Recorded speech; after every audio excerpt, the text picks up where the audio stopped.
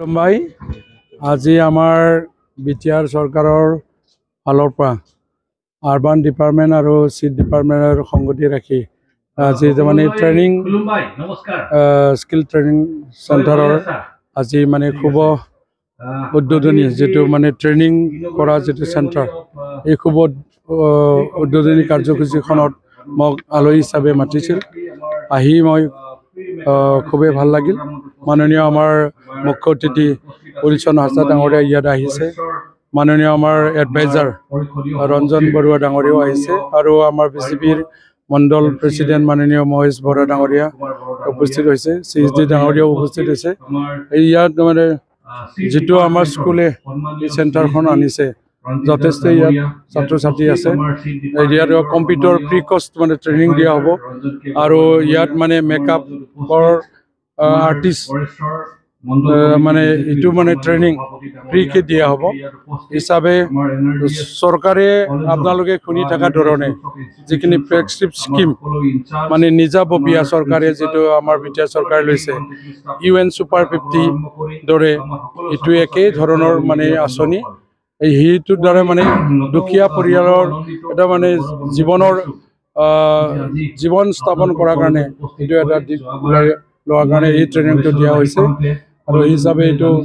বৰ্তমানত যিখিনি কাম কৰিছে সঁচাসঁচিভাৱে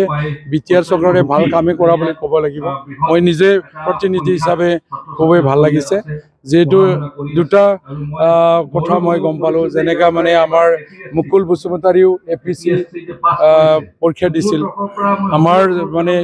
সুপাৰ 50 দ্বাৰাই তেখেতৰ ট্ৰেইনিং লৈছিলে হিচাপে সাকসেস হৈছে আমাৰ মুকুল বসুমতাৰী ডাঙৰীয়া এই হিচাপে আজি দিনটো যিখিনি ইয়াত ছাত্ৰ ছাত্ৰী দেখিলো ইয়াৰ মানে কমিও 500 ছাত্ৰ ছাত্ৰী থাকাটো আমি দেখা পাইছো নিশ্চয় তেখেতসকলৰ দ্বাৰাও নিশ্চয় আমাৰ সফল হ'ব কিবা নহয় কিবা এটা ভৱিষ্যত সুনাম ব্যক্তি ওলাব হিচাপে মই বিশেষ ক'ব বিচৰা নাই যেহেতু যেনে ধৰণৰ ট্ৰেইনিং দিব লাগে এই ধৰণৰ যে ট্ৰেইনিংটো হ'লে মই খুবেই ভাল পাম যেটো মোৰ জীৱনৰ এইটো যাত্ৰা আজি এই হিচাপে আমাৰ আৰবান ডিপাৰ্টমেণ্ট আৰু চিট ডিপাৰ্টমেণ্টক মই ধন্যবাদ বিশেষ মই ক'ব লগা নাই ফালৰ পৰা বিটিআৰবাসী ৰাইজৰ সৰ্বাংগীন উন্নতিৰ কাৰণে বিভিন্ন ধৰণৰ কাৰ্যসূচী হাতত লোৱা হৈছে বিভিন্ন ধৰণৰ আঁচনি হাতত লোৱা হৈছে আজি যি ইয়াত গড়েশ্বৰ NRDS কলেজত উপস্থিত হৈছোঁ ইয়াত বিশেষকৈ আমাৰ বিটিআৰ চৰকাৰৰ লেবাৰ এণ্ড এমপ্লয়মেণ্ট ডিপাৰ্টমেণ্ট আৰু আৰবান ডেভেলপমেণ্ট ডিপাৰ্টমেণ্ট ফালৰ পৰা দুটা বেলেগ বেলেগ কোৰ্চ আজি ইয়াত ইনগ্ৰেট কৰা হ'ল আৰু সেইটোৰ কাৰণে আজি ইয়াত উপস্থিত হৈছিলোঁ বিশেষকৈ কোৰ্চটো এটা লেবাৰ এণ্ড এমপ্লয়মেণ্ট আণ্ডাৰত ডিপাৰ্টমেণ্টৰ আণ্ডাৰত আমাৰ ফ্ৰী ডিজিটেল লিটাৰেচি কোৰ্চ এটা প্ৰগ্ৰাম কম্পিউটাৰ লিটাৰেচি প্ৰগ্ৰাম এটা লোৱা হৈছে আৰু লগতে আৰবান ডেভেলপমেণ্ট ডিপাৰ্টমেণ্ট ফালৰ পৰা মেকআপ আৰ্টিষ্টৰ কোৰ্চ দিয়া হৈ আছে আমাৰ উদ্দেশ্য আৰু লক্ষ্যটো স্পষ্ট যে আমাৰ যিমান বিভিন্ন কেটেগৰী বা বিভিন্ন মানে শ্ৰেণীৰ মানুহ আছে সকলোকে যাতে আমি টাৰ্গেট কৰিব পাৰোঁ সকলোকে যাতে আমি কিবা নহ'লে কিবা এটাৰ জৰিয়তে লাভান্বিত কৰিব পাৰোঁ এই দুটা কোৰ্চটো বিশেষকৈ আমাৰ ছাত্ৰ ছাত্ৰীসকলৰ কাৰণে বা স্কুল ড্ৰপআউটৰ কাৰণে তেখেতসকলে হয় ইউথসকলৰ কাৰণে হয় নিবনুৱাসকলৰ কাৰণে হয়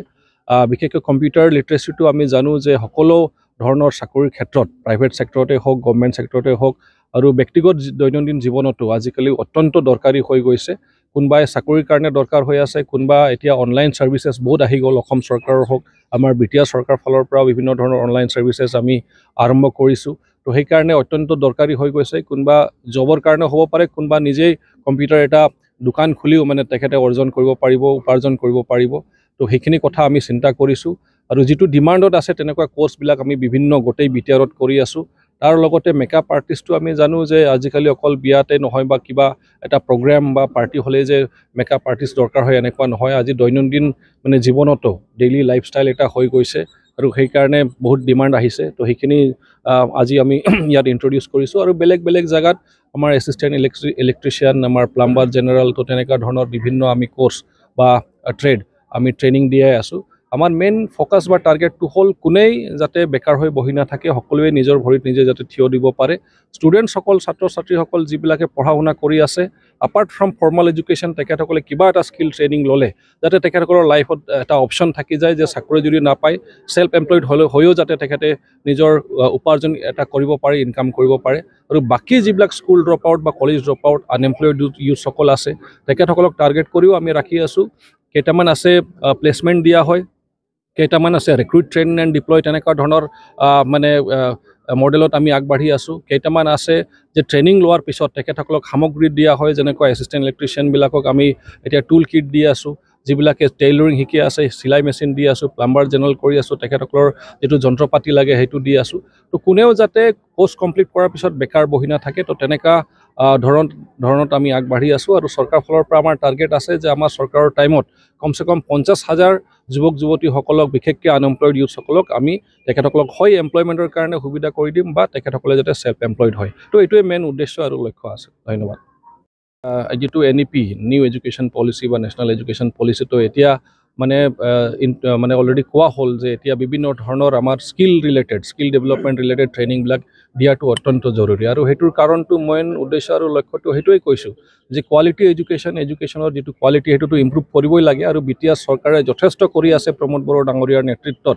মানে তেখেতে ফাৰ্ষ্ট প্ৰায়ৰিটি এডুকেশ্যনকেই দিছে, যে তাত আমি কোনো কম্প্ৰমাইজ নকৰোঁ। আৰু সেইকাৰণে এতিয়া এডুকেশ্যনৰ ছেক্টৰত মানে এই ডিপাৰ্টমেণ্ট ফালৰ পৰা বেষ্ট মডেল ক'ত আছে, সেই মডেলবিলাক আমি ষ্টাডি কৰি আছোঁ। তাতে আমাৰ অফিচিয়েলবিলাকক পঠাই আছোঁ, টিচাৰ্ছবিলাকক ট্ৰেইন আপ কৰাই আছোঁ। আমাৰ বিভিন্ন ধৰণৰ যেনেকুৱা আমাৰ